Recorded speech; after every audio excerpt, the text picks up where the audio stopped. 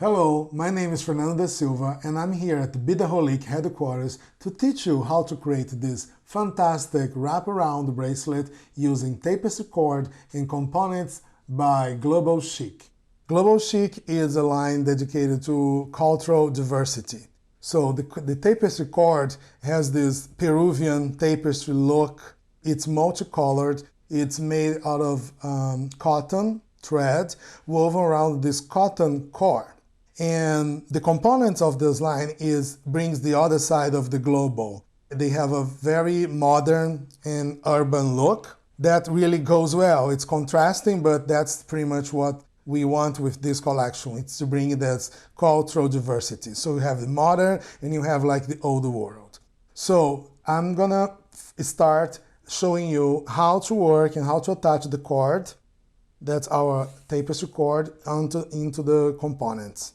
So what I'm gonna do, I already taped the end, one of the ends, and I'm gonna trim like almost just to leave a small area that's gonna be hidden. Once I insert inside of the component, it's gonna be glued on it, so nobody's gonna see that tape is there. That tape is there pretty much just to keep the end of the cord a little tight. But I'm gonna use here the round domed button, and you can see how it is, you know, like here, how the component work. And what I'm gonna do is I'm gonna insert, instead of cover the tip of the cord with the glue, I'm gonna insert some of this glue. This is bead fix gel, and this glue you need to be very careful because you can't really afford this glue touching your skin or even dropping. You know, you have to be very careful. You cannot drop some of this glue onto your fabric, on your clothing, because the reaction of the glue and your skin, it will burn, and you'll burn your skin badly. So every time, if you're not so familiar working with glues, or if you're like a little bit concerned, afraid of working with a strong glue, you should have gloves on, and you should make sure that all your area, your table is covered, and you're like working away. You know, you don't want to be in touch or with the tip of the glue. Once you finish working with the glue, you cover and put the glue away. So I have already the glue here. So also I don't want to be rubbing the cord inside of the component. So what I'm gonna do is to use a toothpick and pretty much like spread that glue inside and around of the edges, inside the edge of the component and onto the bottom.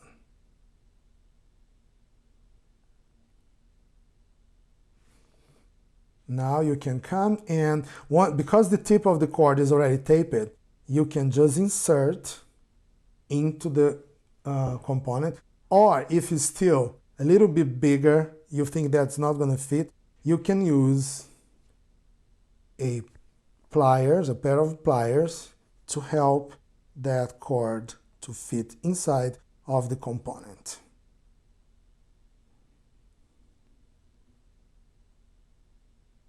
Make sure you go around and you squeeze the cord and tuck inside of the component, just like I'm doing this. You go like twisting, because you want the cord to go all the way to as deep as possible of the component.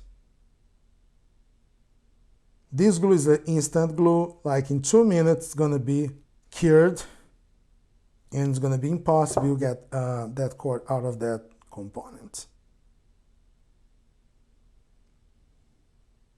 The tape also helps you to keep your cord neat in place, and then you don't have all that glue sliding on the outside of your component. So this is how it's supposed to be. Okay, now after you have your button glued on one of the ends of your tapestry cord, then you're gonna pick one of these sliders. So these sliders come also in different shapes. You can combine them. So the button here is round dome, and I think just to make it fun, I'm gonna use the flowers. So I have already a button.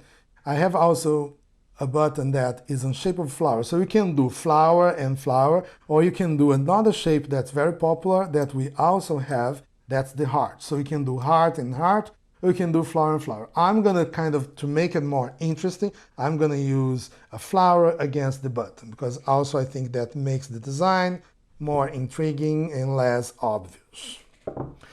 So this is your slider. And you're gonna understand soon, you're gonna understand what that slider is gonna be doing there. And now we're gonna add another element that you can do without, or you can use it, you know, like to add extra decorative element onto your bracelet. So we have these beads, metal beads that have large holes, and they're called channel beads. So the channel can be customized using different products. So this is a great chance that you can add different media. So you can add, like on this bracelet that is on the table here, you can see, I create little little rings with seed beads, and then I put them, you know, around the channel. On this one, I'm gonna show you simply how I did with the brown one. The brown one, I just cut a piece of faux suede cord. And then what you do is pretty much, as you see, you size around the channel, the bead, and then you cut it, and then you glue it. And once you glue around it, so you see that that element, that color is going to make a really good, nice difference. And it's, like I said, works almost like a charm. So on this one, I did already, I made one using faux suede, the brown faux suede. So I'm going to slide this one onto the cord. I always keep a pair of pliers to help me to pull, to tuck products in during the design. It's always good to have a pair of pliers handy. So the second one here, this one that you see, this aquamarine blue, these are just a simple piece of hemp cord. And you can see how it adds texture and like decorative and bring more color. This color is already multicolor, but yeah, like I said, it's global. Chic, so you just add more color and make it more global and more multicultural. And the third one that I add, that this beautiful royal blue, this is just a simple piece of ratel, or it's known as a ratel or satin cord.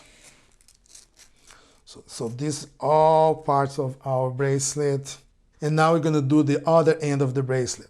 We're going to add another element to our cord to create a hook that is made with the cord itself. And we're gonna use this oval flat component that is also a slider, but it's gonna work also as a stopper.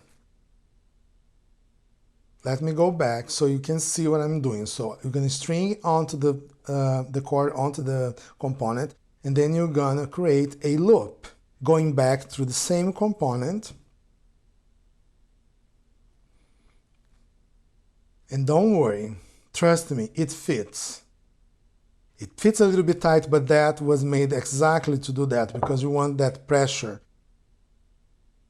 You want the component to be pressure against the two pieces of cord. And now what you're gonna do, you can measure if you're like likes to do everything very precise, but I can tell you that pretty much you need a loop that's it's bigger, or it's, I would say, like as large as a 3/4 or no bigger than 1 inch. So this loop, it's very good. You can always test that loop doing this, because that's what the loop's gonna do. You can go over the button and you'll see that there is a lot of room here, so you can tie a little bit more that loop. You don't need all that room, you know, so it's just, like I said, it just needs to be big enough just to go over your button.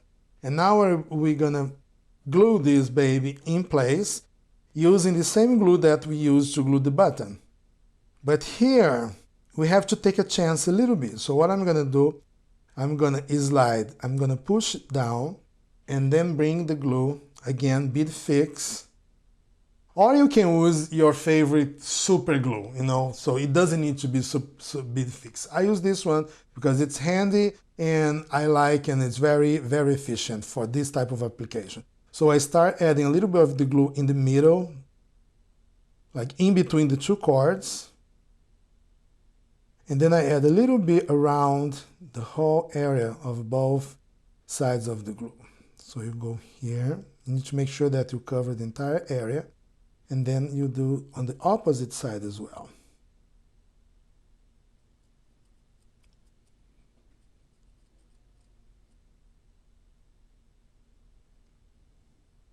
You have to eyeball the area that you're going to be covered by the oval, your slider. But because I decided to create like a little, I have to create like a easy way, so when I slide the component over, I don't have a lot of the glue covering my component, because if that happens, you know, it frosts, it makes some little, leaves some little, you know, marks on your component that it doesn't look pretty. So I use a little bit of another toothpick to kind of spread that glue onto this fabric, onto the cord, on the outside surface of the cord. Make sure that the middle section also, that glue is spreaded.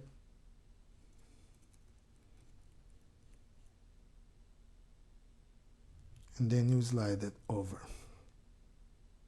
Carefully, because you don't want the glue again touching your skin.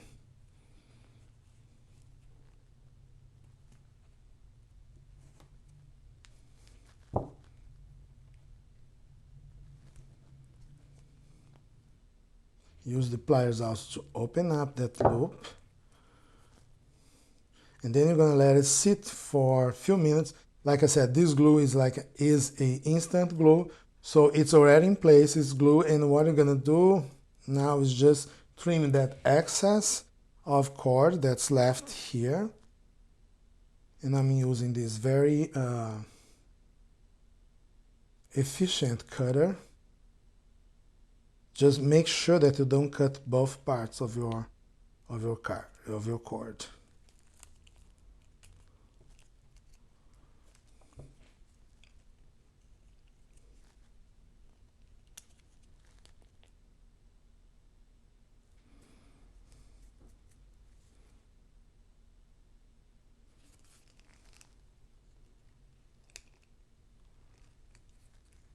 Just going to get rid of this string of cotton. So now what you're going to do as a final touch, you're going to use a little bit of the nail polish, the hard, like the coat, just to seal all these strings, the strand of the end of this part that you section. Once it's dry, you can come back here with a pair of scissors of your cutter again and get rid of that. So I add enough on top and on the outside of like the edges around to stiffen up that. And then you don't have that area fraying. And then you have your bracelet. You can wait 24 hours to wear it, or you can just wait 15 minutes and put it around, because the glue is going to be totally cured. So here you can see the bracelet finish. It looks really nice, the dome against the flower, and then you have the hook passing through it. You can see this one that I created also with, on this one I use a flower and I use the heart, hammered heart slider. And I did create these sections of these channel beads with seed beads. And the ones that I'm wearing, I have the same one, the dome and the flower, but in silver plated, because both collection, the components come in silver plated and gold plated. And this one, it's a hook that the way you create it is the same. So the colors comes in different colors, it's multicolor, it's fun, it's hip, and this is our project for today.